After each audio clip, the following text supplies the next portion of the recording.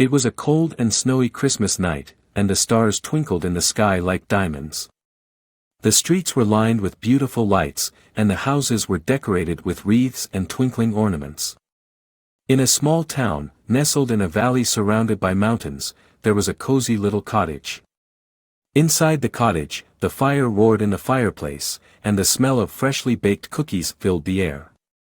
A beautiful Christmas tree stood tall in the corner of the living room, adorned with twinkling lights and handmade ornaments. The family who lived in the cottage gathered around the tree, singing Christmas carols and sipping on hot cocoa. The children were dressed in their pajamas, and their faces were lit up with excitement and anticipation for what Santa Claus might bring them that night.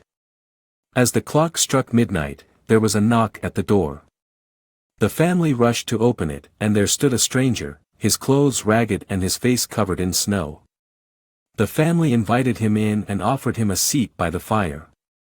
They shared their Christmas cookies and hot cocoa with him and listened to his stories of adventure and travel. As the night wore on, the stranger grew tired and fell asleep by the fire. The family covered him with a blanket and wished him a Merry Christmas. They went to bed, dreaming of the magical night they had just experienced. The next morning, the family woke up to find that the stranger had disappeared, leaving behind a note thanking them for their kindness and generosity. They searched the cottage and found that he had left them a small gift, wrapped in beautiful paper and tied with a bow. The family unwrapped the gift, and inside was a beautiful painting of the snowy mountains that surrounded their town.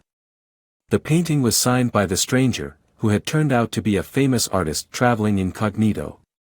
The family hung the painting on the wall, where it remained for many years, a reminder of the beautiful Christmas night they had shared with a stranger.